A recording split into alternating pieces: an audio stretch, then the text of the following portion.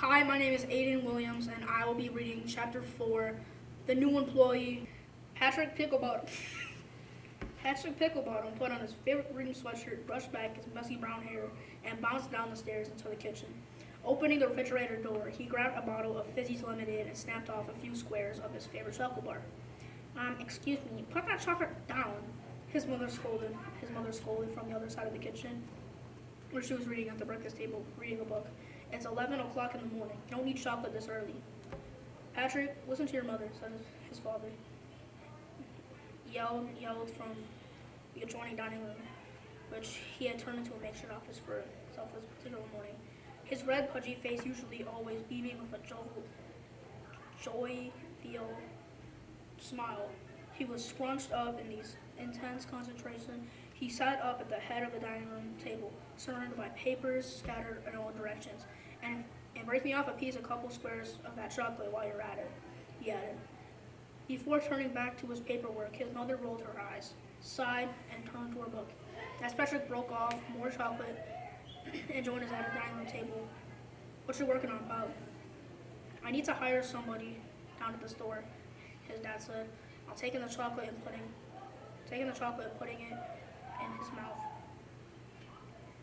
So I'm looking through resumes and things to try to decide who to hire.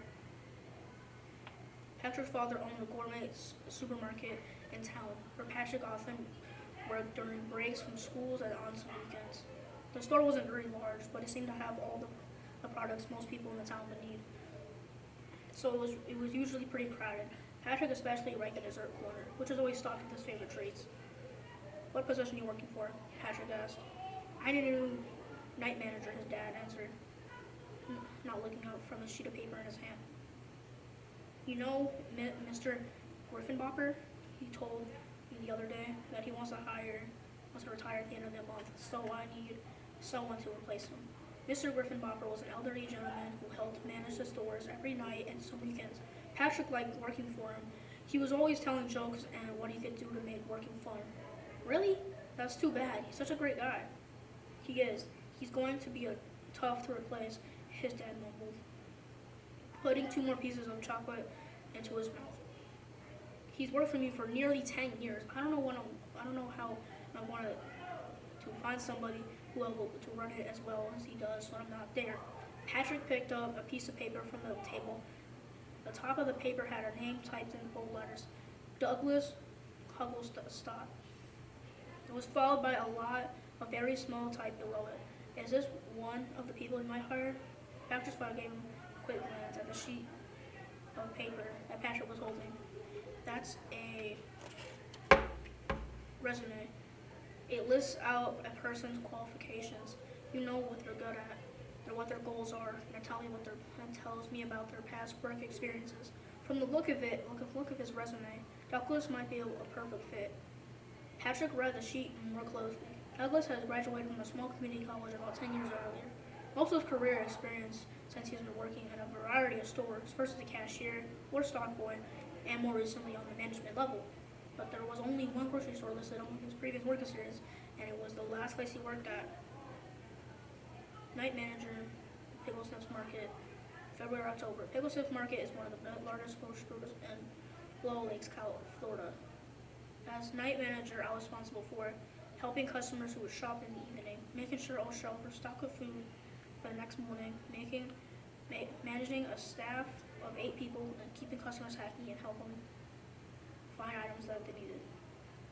His last job was a night manager of a grocery store in Florida, Patrick said. But the dates that he worked there were from February to October. That's less than a year. Didn't he like working at a grocery store? Good observation, Patrick, his dad said, raising his eyebrows. He generally looked impressed. I asked him about that when I interviewed him.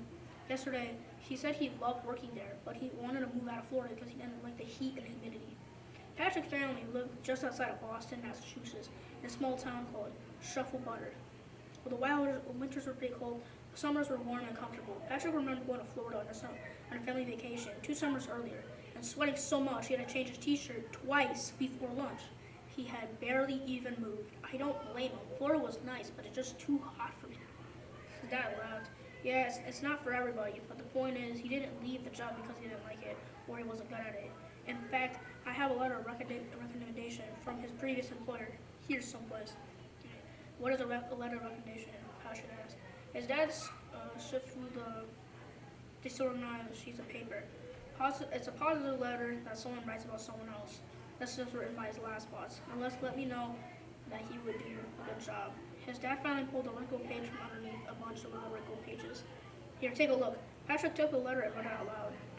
November 12th, Kenneth Picklebottom.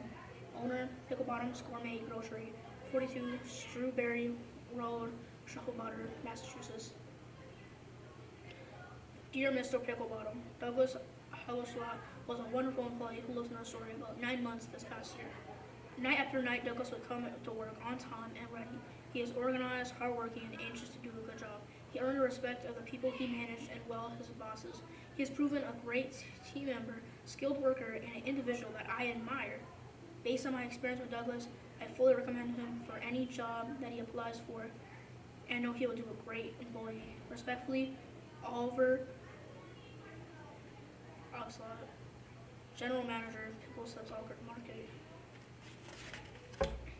See, his dad asked. It's a really good job recommendation from his old boss. I have a few other resumes to go through, but I think Douglas is my guy. Douglas looked over his resume and read through the letter of recommendation again. Does everybody always tell the truth in the resume? Patrick asked. Unfortunately, no. I mean, most people won't outright lie about their skill or experiences, but they do tend to exaggerate their accomplishments when they put their resumes together. They're looking for a job, so obviously they want to appear as qualified as possible. And what about the letter of recommendation? Patrick pressed his dad.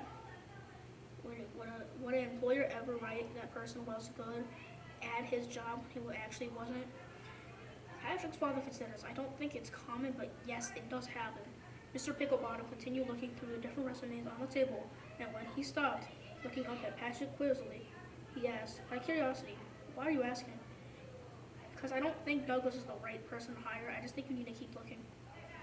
Why did Patrick feel that Douglas was not the right man for the job? Hint, no additional research is needed. All the clues you need for this are right here in the story. Turn to page 89 for this answer. Thank you for listening.